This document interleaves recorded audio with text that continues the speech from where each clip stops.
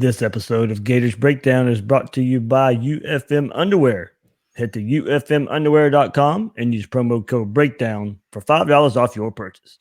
UFM Underwear. Support your manhood. This episode of Gators Breakdown is ready to go. I'm your host, David Waters, and you can find me on Twitter at GatorDave_SCC. And join me for this episode, as he does every week on our Monday night, Tuesday morning. I know some of you listen to this episode a lot on Tuesday morning, is Will Miles from readandreaction.com and on Twitter at WillMilesSEC. Will, man, that was a fun one in the swamp. A couple of days later, Gator Nation still buzzing from the big win over Auburn. Yeah, they should be. I mean, this is one of those where, you point early in the season and say, or even in the off season and say, where does the season really start? We sort of looked at it and said, obviously the Miami opener, you sort of get a gauge for where the team is. And I know some fans were disappointed with where Florida is, but, to come out of the Auburn game 6-0, that's all you can do. And certainly to come out of it in a way where the turnovers, I think, are disturbing, but the result in terms of being able to really dominate Auburn, and that game wasn't anywhere near as close as the score indicates at the end of the game. So good things ahead, I think. I think it's certainly representative that Mullen is building his culture there, and a very positive result there, obviously, in the swamp. Absolutely. We'll get into all that we just brought up. Dan Mullen, what he means to Florida's program right now, the big win over Auburn. We'll look ahead to LSU a little bit as well. And we'll release a really good article on Read and Reaction. We'll hop into that a little bit too, and some of the little things that maybe added up to Florida to get that big win over Auburn and heading into the LSU game. A couple shout outs here. First of all, to Kevin Rowell. He got really sick last week, friend of mine. There was unable to attend the Auburn game, so he passed his tickets on to me. So me and my friend George and I had much better seats than we originally did. So thanks to Kevin there for the ticket upgrade, and also it was fun to hop on the Facebook group of Gator fans from Gator Nation Buzz and look back at the big win over Auburn. So Bobby Alexander, Lucas Mann, and Zach Borthwick do a great job keeping fellow Gator fans informed, and I was glad they invited me to come on and talk there. So big thanks, big shout-outs there to those guys. Before we dive into the episode, remember you can find Gators Breakdown at news4jax.com/Gators Breakdown. You'll find all the Gators Breakdown episodes as well as articles from the News for Jax sports team. Catch the podcast on Apple Podcasts, Google Podcasts, Spotify, or YouTube, like so many of you are doing right now live. So thank you so much for that. When using those services, please share, rate, and review the show. Let Gator Nation know what they're getting with Gators Breakdown. And follow us on social media on Twitter and Facebook at Gators Breakdown. Later this week, don't forget, Talking with Troop. Every week, Ben Troop joins me, a News 4 Jax exclusive. And Ben gives his thoughts like only he can. Of course, definitely can't wait to get his thoughts on this big Auburn win, and looking forward to the hostile environment of Baton Rouge that the Gators are traveling to take on LSU. You can get that exclusively at news4jax.com/Gators Breakdown. So, Will, as I said, awesome feeling going around in Gator Nation. Gators, they've been in the spotlight a lot this season when you really go back and looking at it, without really being seen as one of the nation's elite teams so far right now. Starting the season off in week 0, all the exclusivity that came along with that game, then the thought from so many that Florida would lose or needed to be on upset alert versus Kentucky and Tennessee. Then starting quarterback Felipe Franks going down, and the story of Kyle Trask taking over. Take all that and ball it up with College Game Day coming into town for homecoming for the biggest game in the swamp has seen in years versus Auburn. And the Gators made a statement that everybody in the college football world got to see. I think this Auburn game was very symbolic for the season so far and showing just how resilient these Gators are on defense, only giving up 6 points off of 4 turnovers from the offense. Speaking of that, speaking of the offense, and those turnovers, the way they just kept at it, overcome those turnovers, and also to keep running the offense with Emory Jones after taking over for an injured Kyle Trask, and then Kyle Trask coming back and continuing to play well. This team just keeps showing just how resilient they are, and they're finally getting some due respect. Probably not enough, but some are starting to come around for these Gators. Yeah, I mean, I don't know about them not getting respect at this point. I think they've gotten a lot of respect for beating Auburn. I think there are probably people out there wondering whether Auburn is as good as we thought before the game. I think that's probably a legitimate gripe, to be honest with you. That so in the breakdown that we had last week and in the article that I wrote sort of previewing the game, it was pretty clear that Bo Nix could be, the question was, did he develop against Mississippi State into an elite quarterback, or was he somebody that if you forced Auburn to rely on him, that he wouldn't be able to win the game? And that's really what happened in this. That, I diagrammed in the article that came out today, but basically Florida decided they were going to play, they were going to dare Auburn to run the ball, and they were going to rely on their defensive front to stop it. And they were at a numbers disadvantage up front, and they still stopped it. And they forced Nix to throw into zone coverages, which is really unusual for Grantham. So it was an interesting game plan. I think if Nix burns them, it's something he gets second guessed on all week long. But it obviously was very, very effective. So, and I think Florida came out and played sort of um, against Miami. They played, that game was a lot closer than it should have been. Florida was clearly the better team, but I think you look at that score and you go, are they really all that great? And then they were lucky to get out of that Kentucky game. I mean, if the field goal doesn't get pushed, obviously, then they're coming out of Lexington with a loss. So, but you're going to win those games in special seasons. Those kinds of things are going to go your way. And we talked right after that game that they really sort of needed to stop playing with fire in those one-score games, and they've done that since, right? I mean, ever since Kyle Trask took over, they've really been dominating, and the defense took another step that I don't think a lot of people saw coming into this one. And the question is just going to be, can they ramp it up even further? Because they're obviously going to have to. Yeah, it was. There was I think the questions that we had going against Auburn, it was especially on defense, the third down defense coming. We've seen it kind of rear its head in a few games so far this season. You're coming off a Towson game where Towson has some success on third down, and of course Auburn and their success versus Mississippi State, and then all the talk of Bo Nix and what he was able to do and the struggles Florida's having on third down. You pair that up. A lot of people thought, and Auburn running the ball as well, that they could come in here into the swamp and control that side of the ball as well. But then we come out of this game, and for the other side, it was the Auburn defensive line, defensive front, defense being talked about as one of the nation's best and how it was going to control this game. And Will, you talked about getting respect out there. A lot of respect, and I did it on the podcast yesterday too. But a lot of respect coming out of this Auburn game. And this Florida defense deserves every accolade they get based off of that performance Saturday against Auburn. Absolutely. I mean, the defense played lights out. They executed Grantham's scheme to, better than I thought they would. But I also think that one of the things that we need to be careful of is that people who just look at the score or just look at one particular game like to come up with a narrative. And I think if you look at Florida just against Kentucky or just against Miami, the narrative is that Florida's overrated. And I understand why you do that, right? I mean, it was frustrating to watch some of those games where you knew they were better than that and they were struggling. But then, and the same thing with the defense, like we talked a little bit about how they've strung drives together where, there'd be 3 or 4 third down conversions, but then they would just shut down the opposition for a quarter. And that would give the offense an opportunity to come back and win the game, particularly in the fourth quarters of games. They've been particularly locked down there. So you look at the stats, and on third down, Florida hasn't been that bad. In fact, I think they were like 38th in the country before this game, so they're probably significantly higher.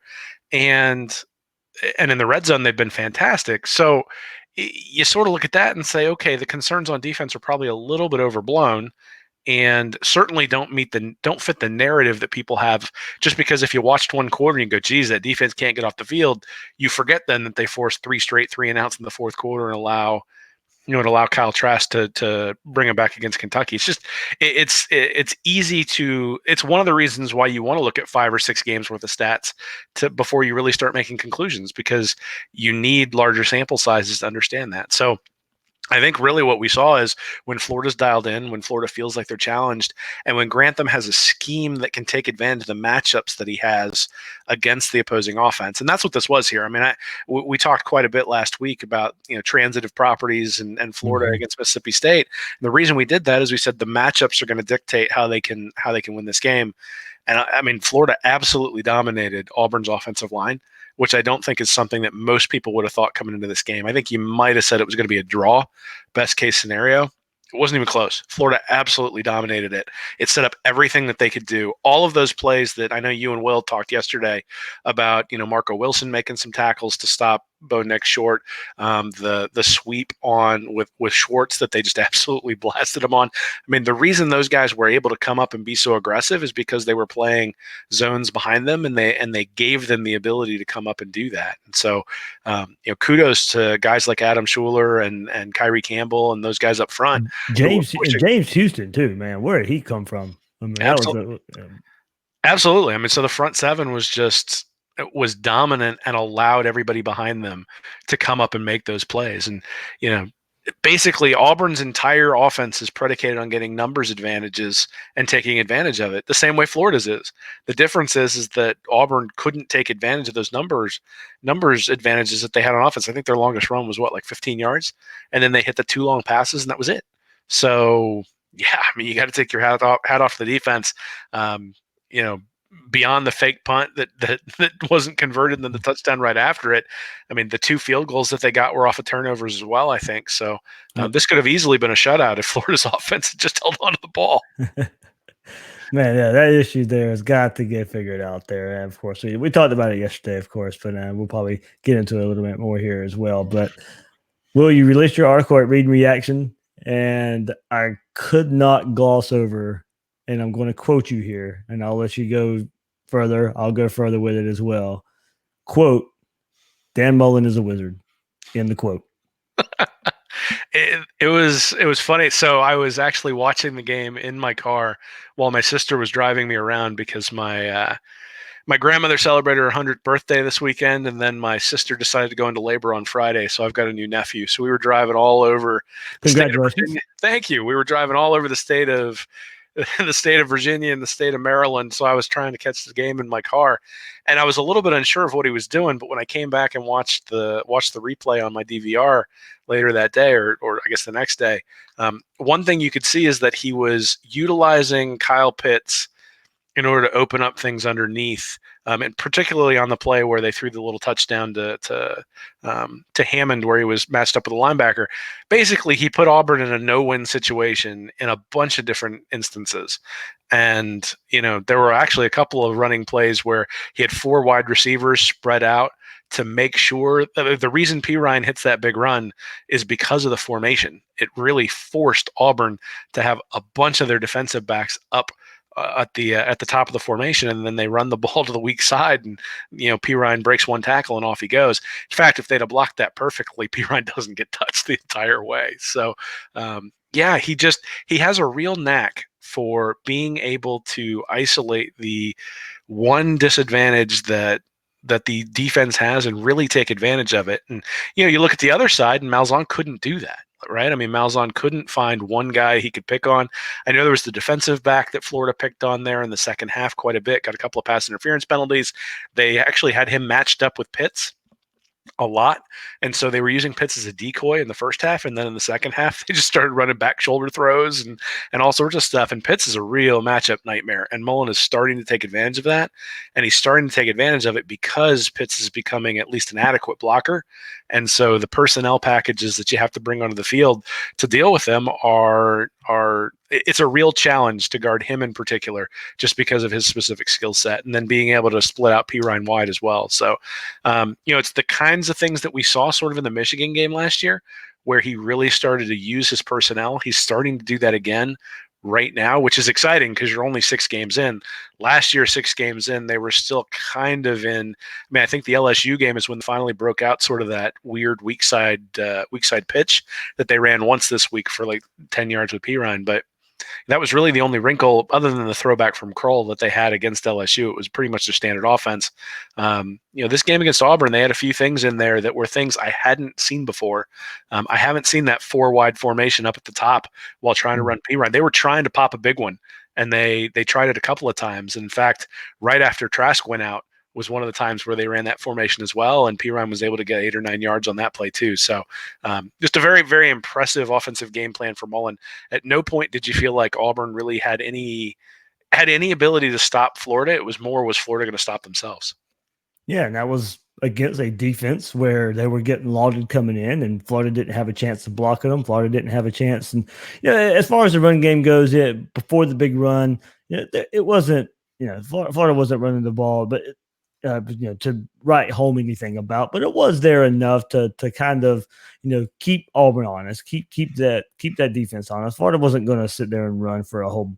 Florida wasn't going to run for 200 yards on this Auburn defense there, but enough there as you mentioned, we mentioned last week, they probably have to get creative a bit so we could see, the outside pitch. We did get to see that, and then eventually Michael P. Ryan gets to bust one. But yeah, I mean, going back to Mullen and everything he's done so far for this program, the big game versus Auburn and everything we got pre-game, during the game, post-game, is basically everything Dan Mullen has done in the year and a half he's been here as the Gators head coach. 3-0 versus the SEC West so far, Will. 3 big wins. He gets another one this weekend, as I tweeted. Things start to get really weird if Mullen goes 4-0 versus the SEC West after this weekend coming up. And of course, everybody's sharing some kind of thoughts out there. At one point at Mississippi State, Dan Mullen was 2-16 versus ranked opponents. At Florida, Mullen's now 4-1 versus ranked opponents, with 3 of those 4 wins against top 10 teams. LSU and Michigan last year, Auburn this year. And Will, here's a stat that the University of Florida sent out in some of the post-game notes.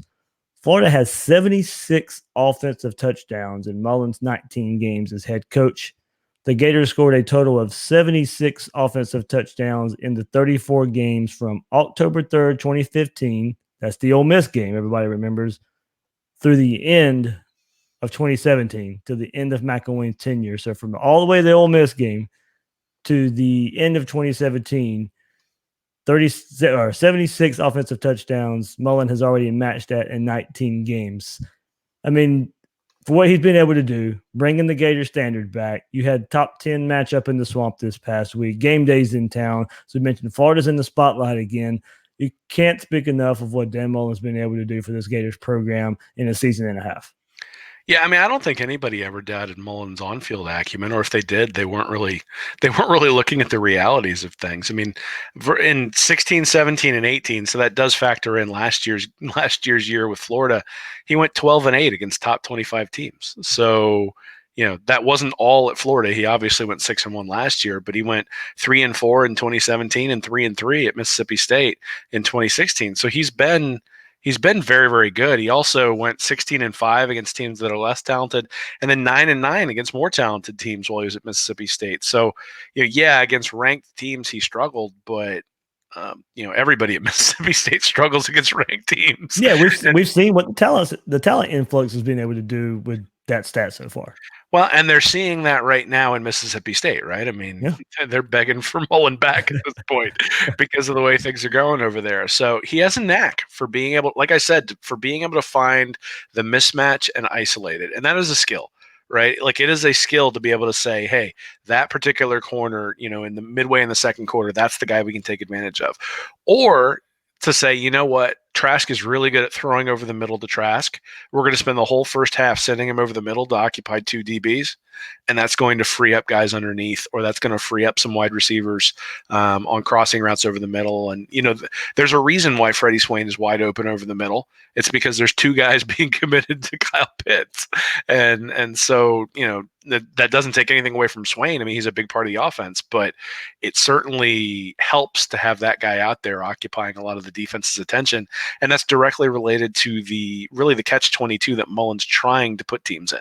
And we saw that against Tennessee too. I mean, the deep touchdown that Trask hit was a direct response to them double teaming Pitts, and then that opened up, I think it was Swain, but maybe it was Hammond, I can't remember, but on the deep throw down the post, that was opened up because of what the tight end was doing. So he's just really good at doing that sort of stuff, putting his personnel in the right spot. And it turns out that that's something McElwain was not good at. Or at least Nussmeier wasn't, and that's why he's not here anymore, because they were averaging 20 points a game, and now Florida scores 20 points, everybody goes crazy. Yeah, and you pointed out in your article as well, plenty of reasons, and examples in that statement that you made about Dan Mullen and being a quote unquote wizard there, and whether it's drawing up plays or putting players in position to be successful, development, hiring a coaching staff, drawing up plays.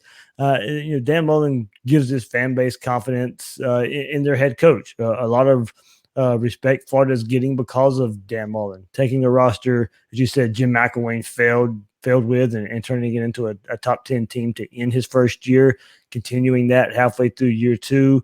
The swamp is back to being the swamp again, where big games are happening and the crowd is getting into it. He's beating rivals. He's winning top 10 games. Florida's in the spotlight 2 weeks in a row as the game of the week. Florida is back in the conversation. Is Florida back? That's tough to say right now because we just need more years of this, more consistency of this. But you can't deny the start and you can't deny the confidence that it'll get there with Dan Mullen. And look, we got lucky. Chip Kelly's not head coach. That worked out pretty well. Chip Kelly, that worked out pretty well. You have still what many label a dumpster fire out there west in Tallahassee, another year two coach. Scott Frost is not taking that big jump that many thought he would in Nebraska in year two. Florida hit a home run when they were looking for their coach, just 2 seasons ago. Well, I mean, so I think Mullen is an excellent coach. I hesitate to say home run because he hasn't won the SEC yet, and he hasn't won a national championship yet, at least not as the head coach. And to be honest, that's the Gator standard, right? He keeps talking about the Gator standard. At some point, that's what you got to do. And until he does that, I'm not going to say Florida's back because Florida being back means winning those sorts of games consistently and eventually being the favorite, right? Being the hunted. And right now, Florida's the underdog, and that's fun. It's really entertaining to do that and to be able to sort of bow up your chest after Florida beats Auburn after nobody really picked them. And Mullen's doing an excellent job, but I'm gonna reserve judgment on whether it's a home run until we start seeing trophies. And one thing I do think though that we need to give him some credit for, and sometimes it drives me crazy, but part of that's just because I'm a fan at heart as well. But one of the things I think people should take note of is he stuck with Felipe Franks for an extended period of time, because he thought Franks was the best guy for the job. Now, Franks gets hurt, obviously, this year, and so isn't playing. But I think he has a level of trust with his players that he's not going to shuffle them in and out for one mistake or one screw-up. And, we saw that with the offensive line this week, where he had the exact same starting offensive line that he's had all season long. Now, they made some changes by the time the fourth quarter came around. But those guys know that they're going to get opportunities to go out there and redeem themselves, even if they make mistakes. I think that goes a long way. I mean, if you remember the Michigan game in 2017 that Frank started, it was like, he fumbled once and all of a sudden McElwain yanked him out of the game and he didn't show up again for another couple games. And, if you thought he was the best guy going into that game, he's still the best guy in the third quarter, even if he's struggling.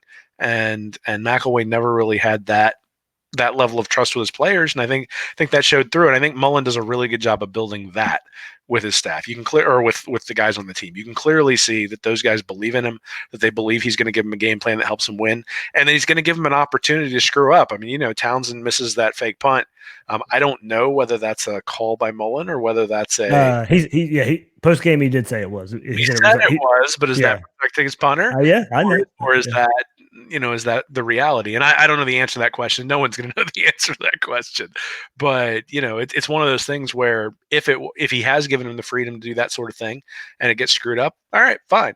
Same thing with Trask, right? I mean, he's growing right now in terms of being able to hold on to the ball when he gets hit. That's certainly something that needs to be worked on. There are a couple of people who reached out to me and told me, that they actually timed the amount of time he had on a couple of those fumbles. It was like under 2.5 seconds. So, whether it's necessarily his fault or not on all of them, doesn't matter. You still need to hold on to the ball when you get hit. And, he's going to learn through those mistakes. And it's not like Mullen's just shuffling in Emory Jones every time Trask makes a mistake. It's like, you get an opportunity to make a few mistakes. If he makes too many, obviously you bring the other guy in. But I do think there's value to sort of the steady hand and believing in your players and believing that they're going to be able to overcome those mistakes. One of these days, they're either going to have to play a clean game or they're going to get bit. Mm-hmm. But up until this point, they've been able to play really sort of messy games and still come out on top. And I think that's a testament to these guys being able to play carefree because they know they're not going to get yanked the minute they make one mistake. All right, I'm labeling it a home run for the point we're at right now. Yes, of course, the expectation is trophies and SEC championships and beating Georgia for one. Hopefully, that comes in about a month's time, of course. But from where we're at now, October 7th, in a season and a half, that's where I'm coming up with the home run. Well, I mean, look, 16-3 in 2 years. Obviously, the Chip Kelly is the savior article that I wrote 2 years ago. Thankfully, never actually published, and so Ooh, I man, thought it was a terrible idea to hire him. I swear, but man, Chip Kelly should have hired us as his publicist. I mean, you know what? His track record in Oregon was really good. I don't blame UCLA for hiring him. I don't blame Scott Strickland for trying to hire him, but it's obviously been a disaster out there at UCLA. Hey, I do have the audio too, where Dan Mullen was my choice number one. I did, Sure. I didn't really start talking Chip Kelly to look like it was going to happen. Well, Sykes wanted Taggart, so I've got Yes. that no matter what. So, the funny thing is if you do this long enough, you're going to say something that makes you look really, really stupid.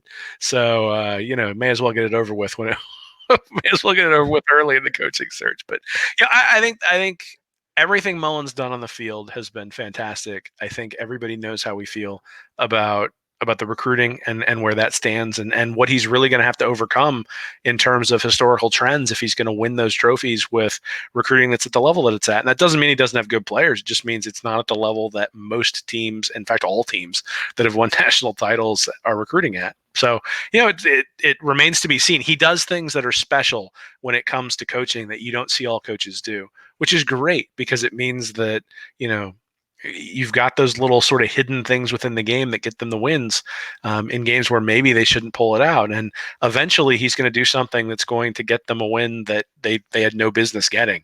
And, he hasn't necessarily done that this year yet, but, you compare him to Kirby Smart, you compare him to Taggart, you compare him to Ed Orgeron.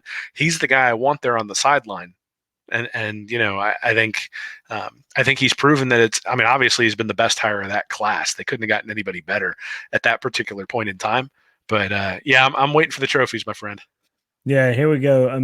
At least, game day in town in that stadium on Saturday, dating back to last year as well. And, we discussed this kind of toward the end of last year and maybe even the expectations coming into this year. But I think the biggest thing we can say about Dan Mullen and what he's brought to this Florida program is Florida football is fun again. Yeah, well, it's nice to be able to score some points and feel like the offense isn't just going to be anemic the minute it goes out and having to rely on the defense. That 2012 season with Muschamp was fun in its own way, but God, was it frustrating, especially the game against Georgia where they just kept turning the ball over. And and in the years where they weren't all that great under Muschamp, it just felt like a slog, right?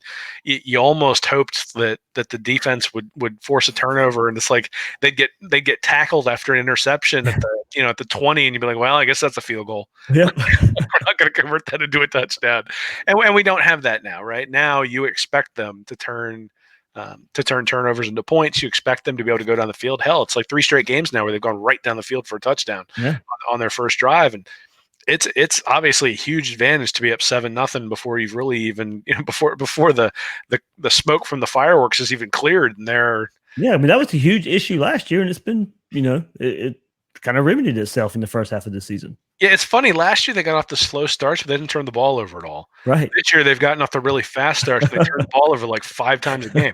So, one of these days we're going to harness both of these things, bring them together, and it's going to be like a 42-7 win over a really good team just because Saturday night in Baton Rouge.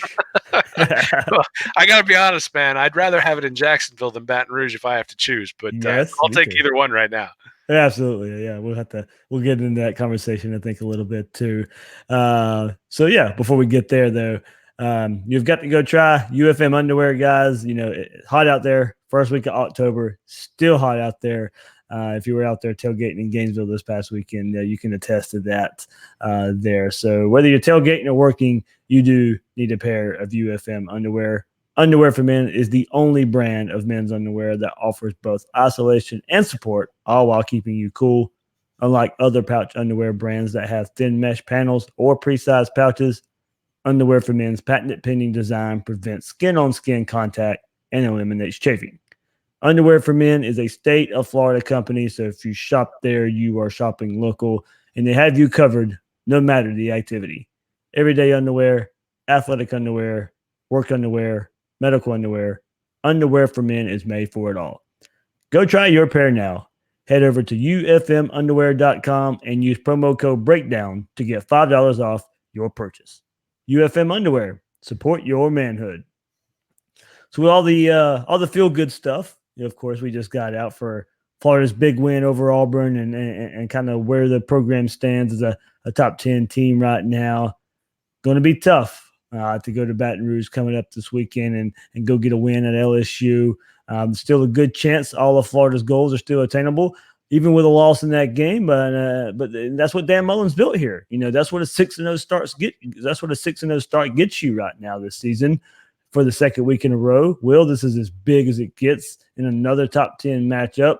The better you are, more big games you play in, especially in the SEC. Florida and LSU has become one of those, one of the biggest rivalries in recent history in college football. So much on the line for both teams again this year. Everyone has fallen in love with LSU, but they have yet to play a team with a passing defense. Most still question Florida and still want one more signature win, and that could come Saturday night in Baton Rouge. Yeah, well, they certainly have an opportunity to make a statement. 2 weeks in a row, you take down Auburn at home. Everybody goes, well, it was a home game. Bo Nix wasn't that great. He was a true freshman on the road. Maybe that's a game you should have won. You go into LSU and you beat Joe Burrow, who, as of right now, is a legitimate Heisman Trophy candidate.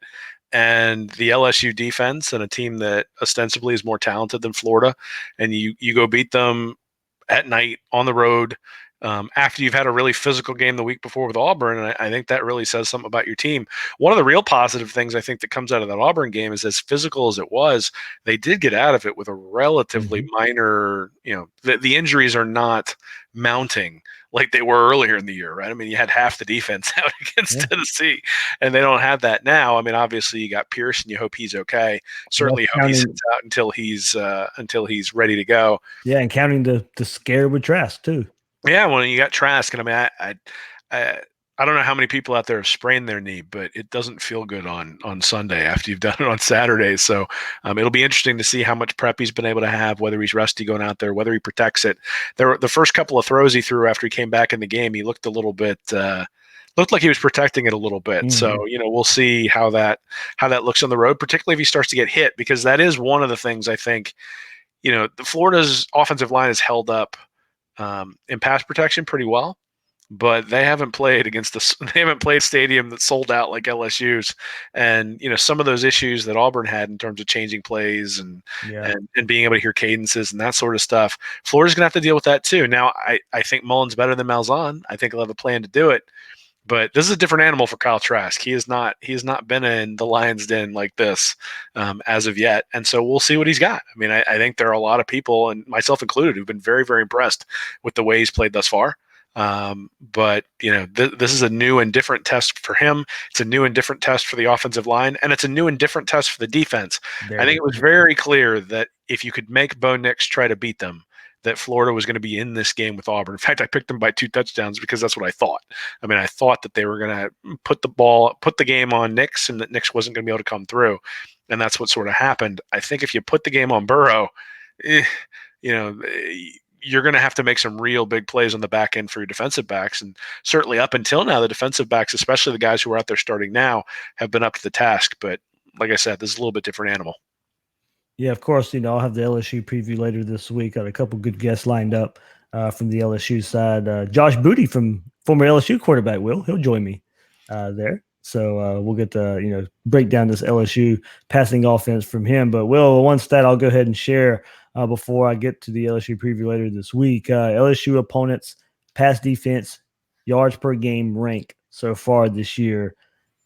Georgia Southern leads the way, and they rank 103rd in pass defense of yards per game this year. Texas at 126, Vanderbilt 118, Utah State 114. LSU has not played a pass defense that ranks out of the 100s there. So, of course, LSU contributes to that a little bit since they played there, but not a good look there. This LSU offense is better. Don't get me wrong. They're much better. Joe Burrow's throwing the ball well. Joe Brady's come in and really opened up this offense with the athletes that they have at receiver. They have yet to play a pass rush like this from Florida or the defensive backfield from Florida. Florida ranks 18th, by the way, all in yards per game rank given up. And Florida's opponents, their pass offense ranked yards per game there. So, as I said, Florida hasn't really played in a passing offense like LSU's. Miami actually comes in tops here, the 11th ranked yards per game passing offense. Kentucky comes in at 88th, Tennessee 86th, Auburn 105th. LSU ranks second in that category. So it is going to be strength on strength. Florida's defensive line is going to have to come ready to play. Jabari Zuniga should be back this game. You get to team him with Jonathan Grenard, something we haven't not seen in a good bit. It basically happened early in the Kentucky game, so didn't even see it that game. So only really 2 games we've got to see that tandem come together. As you said, Florida's healthy. The DBs are back there. This is going to be a matchup. It could be one for the ages here, Will. Yeah, I mean, I think this one's going to come down to turnovers. I mean, you got Burrow's thrown 3 picks. He's averaging 11.5 yards per attempt. So his yards above replacement is 3.33 coming into here. That's Tua level. That's Heisman Trophy level. Trask has been very, very good. He's averaged 9.1 yards per attempt. His YAR for the year is 0.54. So very good, not necessarily elite. He wasn't real good in that game against Auburn, particularly in the second half. But obviously, anytime you're above average, I mean, that's what you would hope from your second string quarterback. I think it's interesting. This is the first time Florida is going to go into a game where they're at a disadvantage on both sides of the ball in terms of the statistics. So, you mentioned Florida being 18th in yards per play allowed, LSU's 14th. And then you look at yards per game, Will. Oh, okay. Wow. Yep. So yards per play allowed is usually what I use. So Florida's 18th and LSU's 14th. And then yards per play gained, Florida is 32nd and LSU is 7th. And really the differentiator there isn't in the passing game, it's in the rushing game. So Florida's 92nd in yards per rush and LSU's 56th. So, those numbers, you can throw them out. I mean, I think at the end of the day, the big thing is that Florida just has not been able to hold on to the ball. You can't do that against teams that are better than you, and you can't do that against teams on the road. So if Florida has 4 fumbles in this game, they're going to lose by 30. And that's really what this boils down to. If they don't turn the ball over and they play a very crisp game, I think Florida can be in it. I think they may even pull it out in the end. But this is not one of those where you can goof around for 3 quarters and give LSU 14 chances. It's not going to work that way this game. LSU's a better team than Auburn. I think everybody acknowledges that. I got to be honest. If you'd have told me they'd have 4 fumbles and they'd have a fake punt that they didn't convert, I would have told you they wouldn't have beaten Auburn. No. And the fact that they were able to win that game, I think, says something about the quality of the team. But, we mentioned early in the year that I wasn't worried about the turnovers against Miami or even against Kentucky because Florida had not really shown a proclivity to do that. Even in their poor season in 2017, they didn't turn the ball over a ton. And, it has just been every game that hasn't included, an FCS opponent, they've turned the ball over 3 or 4 times. And, you can make an excuse for every individual turnover likely and say, well, if the offensive line had picked that up, well, if Trask had read the blitz, well, if he hadn't thrown into double coverage, like you can do that for every one of them. But at the end of the day, if you're turning the ball over 4 times a game, at some point that's going to come back and bite you, and it's going to bite you against teams that are better than you. So, that's what I'd really be looking for, and vice versa as well, right? Burrow obviously is riding high, has a whole lot of confidence, and Florida's defense has been a turnover machine as well, which is one of the reasons why they've been able to overcome all the turnovers that they've had. Is that basically they turn the ball over and they just get it right back. Yeah. And I mean, especially against Auburn, it was sort of a comedy of errors from both sides. But and the little things like the penalty after the Auburn fumble where they have the ball at the 2-yard line and they get driven back 15 yards for pulling somebody off the pile. Like that's I'm not trying to make an excuse there, but you're really gonna call a penalty on trying to pull somebody off a pile? Yeah, really? It's something they put in as an area of emphasis a couple of years ago. I'm not entirely sure why they put it in, probably to avoid fights. Yeah. And, the reality is you have to know the rule, right? Yeah. And you've got the ball at the 2-yard line. Even with this offense and its inability to run the ball, you get that ball and you punch it in, and all of a sudden you're up 14-3 at that point.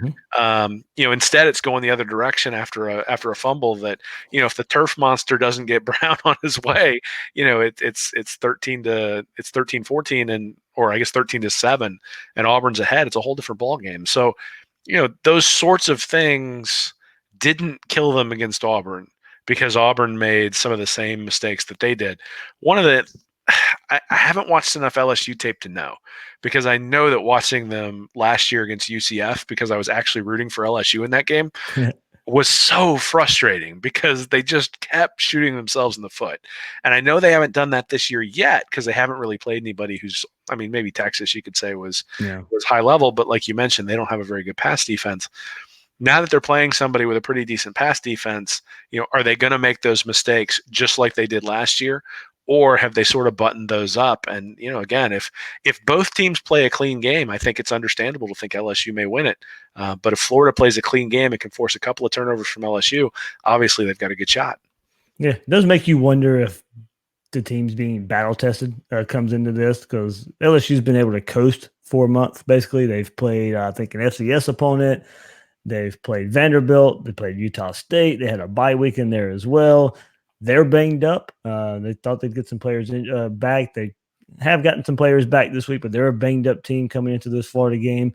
As I said, it haven't really been battle tested so far this year. So we'll see if that plays a factor here. But with Trask and his injury and looking like he'll be able to go, we'll see where Damian Pierce, his prognosis as we go along, concussion protocol probably more than likely for him. Jabari Zuniga getting back, all those pieces will be integral in upsetting LSU. Trask, obvious reasons there. I think Pierce will be needed, Will, because I think if Florida can run the ball, of course we've been saying it all year, but I think running the ball is more important this game to keep that LSU offense on the sideline, and that is the easiest path to victory for Florida in this game, is being able finding a way to run the ball, control the clock. Of course, the short passing game is going to be there to help the run game, but you want to be able to run it with your running backs. And Pierce, he'll need to be a cog there to help out P. Ryan can't take all the carries there. Malik Davis can help some too. Don't get me wrong, but you'd like to have a three-headed monster there, especially if the run game's working, so you can just keep those fresh backs in there and keep that LSU offense on the sideline. So, and for Zuniga to come back, this is the most open offense and best quarterback Florida has faced so far this season. Maybe the best they're going to play all season, as far as quarterback and just how wide open this offense has become for LSU. So this the impact Jabari Zuniga can make by living in the backfield in tandem with Grenard is an aspect that this defense can rely on to completely change this game. Because LSU, to me, going back to have them being tested by defense, I just don't think they've seen anything like they're going to see with this defensive line from Florida. Yeah, it's an interesting point. I don't know what to think about that. Whether them not being tested means that Florida has an advantage, or whether Florida coming in off of a physical game against Auburn means LSU has an advantage. And right, because sometimes you can ride the wave. Like Florida in a big win. Sometimes that bleeds over into the next week, or sometimes, like you said, you could just be beat up. Well, and that was one of the comments, I think, when UCF lost to Pitt, right? Was that it was the first time in this entire run that they had played two Power 5 opponents, back to back, and then in the second game they didn't look like the same team that they did in the first game, and that's a possibility coming into this one, especially if Trask isn't moving around very well. Now, I'm not entirely sure why they spent the whole fourth quarter running him. That's not necessarily something I would have done had I had a quarterback with a gimpy knee. So maybe they know a lot more than we do, and it's really kind of he had his Paul Pierce moment. Yeah. and came back and everything is fine. But one of the things that you mentioned was sort of the short passing game being there in the running game. Florida's gonna have to rely on I think Florida's gonna have to rely on the big play. So Florida had 5 explosive plays. They had the 64-yard pass to Swain. They had a couple of 20+ yard passes to Swain. They had a 32-yard pass to Pitts on the back shoulder throw. Then they had the 88-yard run for P. Ryan. Now, some of those ended up in fumbles, but 17 of their 24 points came from one of those explosive plays. They had 5 explosive plays for 230 yards. So their other 67 plays only got 168 yards, so 2.5 yards per play when they weren't hitting those big ones. And, that's sort of what happens when you've got corners who are sitting on routes. And they sort of highlighted it during the CBS broadcast that some of the defensive backs for for Auburn were sitting on some of those crossing routes right at the sticks and those sorts of things. And I think they're going to have to hit a couple of deep shots. I think they're going to have to loosen up LSU's defensive backs. And I think LSU's defensive backs are aggressive enough that they probably come in sort of sitting at the sticks. So if the offensive line can hold up, you'll probably have the opportunity to run a double move or two and get a guy open back behind the defense. That I think is where they're going to have to attack, because I don't think they're going to be. I mean, I don't know that we have any evidence that they're going to be able to run the ball a whole lot Yeah. better. I mean, even the 88-yard run by Pirine should have been a 2-yard gain, right? I mean, if Britt, the linebacker for Auburn, wraps him up, I mean, it's a 2-yard gain, and we just keep going, right? But Pirine bounces off of him, and kudos to him for doing that. But it was a blown blocking assignment on that allowed Britt to come in and hit Pirine. Pirine shakes him and goes the rest of the way. And we already talked about how the scheme sort of opened that up. But and sometimes your running back has to do that, but you can't rely on that. You want to actually execute. And are they going to be able to do that consistently on the road when they're a half step late, when the ball is snapped, those sorts of things? I think it's a tall task to ask the offensive line to support the run game in a way they haven't all year. I think one of the things they're going to have to do is stretch the defense early on to sort of open up some of the running plays. And then Mullen's going to have to get a little bit inventive. I mean, he's been running some end arounds with Hammond. We already mentioned the little pitch play out to Pirine that opened that up. He spread out the 4 wide receivers to give Pirine a little bit more of a chance to gain a few yards after contact. So, man, there was a pitch to Davis too that was there, and it didn't happen. And then a play later, there's a turnover. Yep. I mean, again, those things happen. You're going to see that. Obviously, they were able to overcome it, but. Yep. And it's one of those things where this has sort of been the story of Florida all year long, right? That it's not just the offensive line, that everyone has to do their job. And they have not been able to consistently piece that together. And they haven't really picked each other up when there's an error. That's one of maybe the positive things or one of the real positive things beyond just the touchdown to come out of Pirine's long run, is that was something where it could have been a 2-yard gain. Mm-hmm. But instead he shakes off the tackler and takes it to the house. And they really need guys against LSU to do that, right? Somebody who makes a catch where maybe they shouldn't have, or the running back breaks a tackle and extends a drive because he gets a first down, or Pitts catches one and he's 7 yards. It's a 3rd and 10 and he catches it 7 yards away and sort of drags guys 3 yards for a first down. Like, those are the kinds of plays that they're going to have to make. And they're probably going to have to convert a few 4th downs as well. I hope Mullen really comes out and plays this as the underdog and goes for it in some situations. You remember, I think it was the 2007 game where Tebow was playing against LSU, and LSU just kept going for 4th downs, and it really gave them sort of an advantage in the game. I think that's one of the things Florida may have to do in this one, to get one of those hidden advantages and maybe an extra possession or two, just because they're not putting it back over to LSU. Whew, man, feels good to have 2 good big weeks in a row, Will.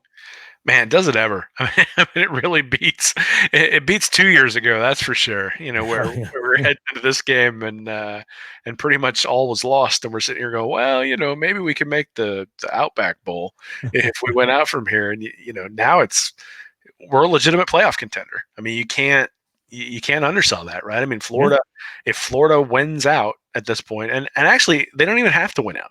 They can. That's one of the things we were talking before we came on air, that they can lose this game to LSU and it doesn't impact anything.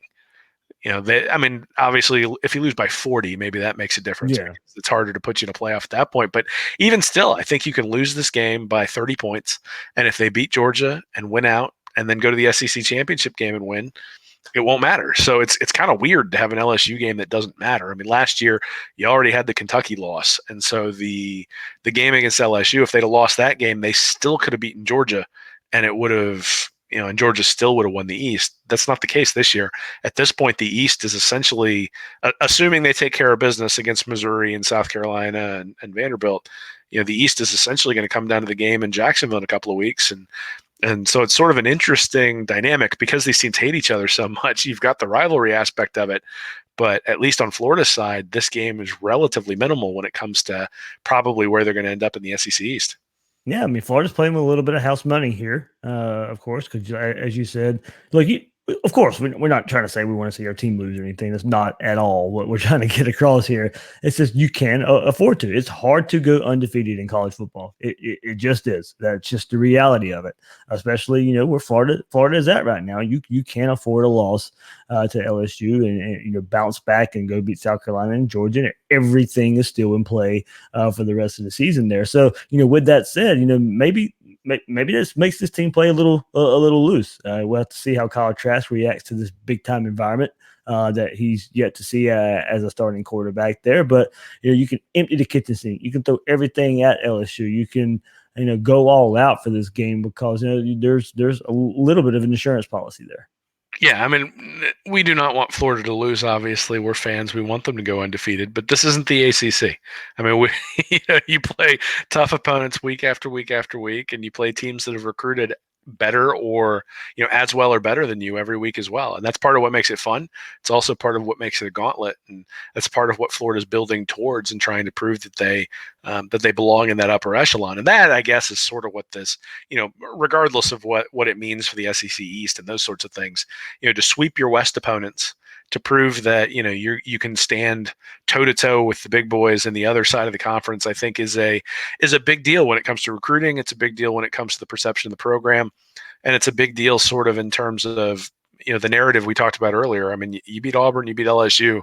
The narrative cannot be, oh, you got lucky, because at that point you took on teams that had a true freshman who was lighting people up, and you were able to stop him, and then you take a guy who was in the Heisman Trophy conversation, and if you beat him too, I mean, at that point you're a top 5 team, and no one can take that away from you, and that's sort of what Florida's aiming for. So I'm excited to see what they do. I'm excited to see some of the adjustments that they make, because they are not going to play the same defense against LSU they played against Auburn. And for a team that 2 years ago basically played the exact same defense every week under Randy Shannon, it's kind of cool to see Grantham change the scheme week to week, and we'll see what he's got up his sleeve against LSU.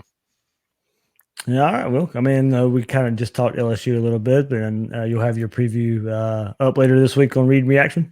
Absolutely, there will be a preview up for this one, definitely. And this week I'm actually at home for the game, so so